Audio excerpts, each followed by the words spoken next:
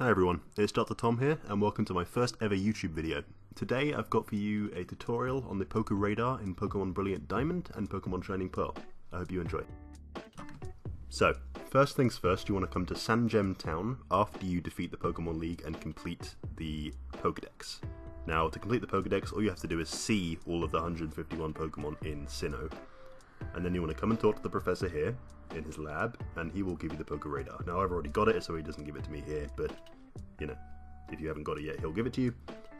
And then next, what you want to do, you can find the Pokéradar here in your key items pocket in your bag. You can register it to your D-pad.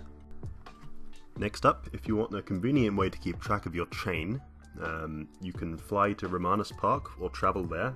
And to get to Romanus Park, you simply have to go to Sangem Town, which is where the professor's lab is, and then you have to surf south and then east from Sangem, and it's at the end of Route 221, right here. When you get there, you want to go inside, and then Professor Oak will talk to you here, and he'll give you the Chain Counter app, which is the app, like I said, that lets you keep track of your chain.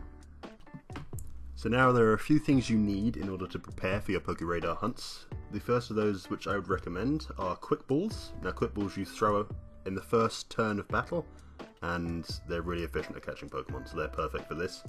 Second would be Repeat Balls, and these Pokeballs work really well if you've already caught the Pokemon you're catching. So that obviously makes perfect sense in a chain as well, because you're catching the same Pokemon over and over again.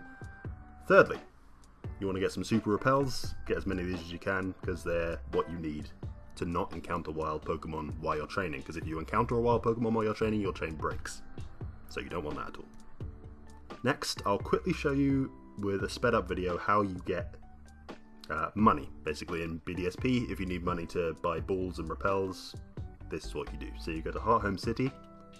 Next, you go down to the route where the Trophy Garden is, Mr. Backlot's mansion. And then there's an old couple, which you battle over and over again with the Versus Seeker, with a Pokemon in the front of your party that has the Amulet Coin. And when you defeat these two trainers, they give you 16,000 Pokédollars. Right then, so I'd say you're about ready to start using the Pokéradar. Now first things first, when you finally get to a grass patch you want to search in, you want to save your game. Then, the most important thing is you have to throw on a repel. So I'm using Super Repels here. That'll stop you from encountering wild Pokemon. Next, you want to go into the grass. That's very important. You have to be in the grass when you use the Pokéradar, otherwise it won't work. You use the Pokéradar, and you should see 4 shaking patches of grass, okay? Once you can see that there's 4 shaking patches, you want to very carefully look at them and see which are 4 squares away from where you're currently standing, right? So you can see here I'm counting them out.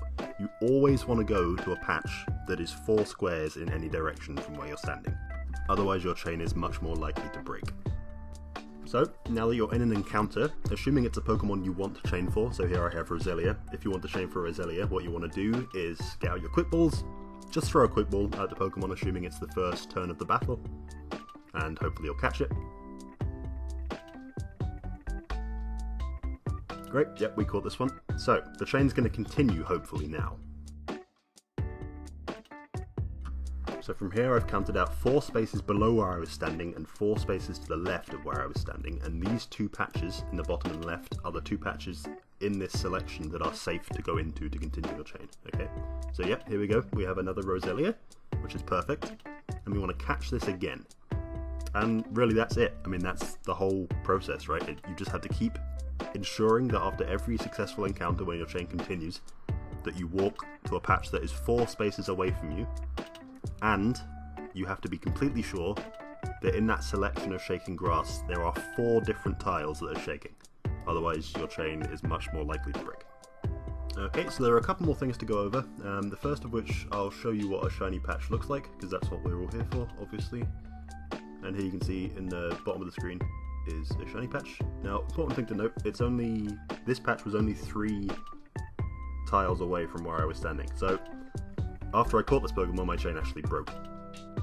So, like I said earlier, always make sure that the tile you're going into is 4 away from where you're standing. Next up we have the odds, the shiny odds. Now these I got from cerebi.net. And the important things to be looking at here are essentially the bottom 2 numbers, or the bottom 3 numbers. So you'll see when you hit a 39 chain of the same Pokemon, you have a 1 in 200 chance to find a shiny Pokemon in any of the 4 shaking grass patches.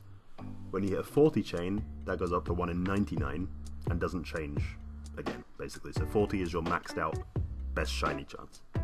Now, what I tend to do is when I get to my 39 chain, instead of encountering another Pokemon to hit 40, I just start running around and resetting the radar. Because honestly, I've lost too many high chains to want to risk going to 40 just to up the odds by 100. And usually when I, run around and look for a shiny at a 39 chain, I find it at a 1 in 200 chance in about 10 minutes or under, so it really doesn't take that long and you're being safer.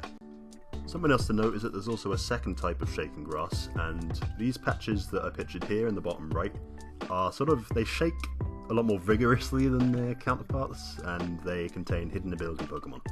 Now, you can run into these if you want, but when you do, ensure that they fall within the parameters that I've already spoken about. So ensure that they're 4 spaces away from you, and that while it's shaking, there's also 3 other patches around it that are shaking. But, other than that, it has the same chance to carry on your chain as everything else, and if you catch the Pokemon, then you'll get a hidden ability version of that Pokemon. Also, just a quick note that you can leave a chain going for as long as you want.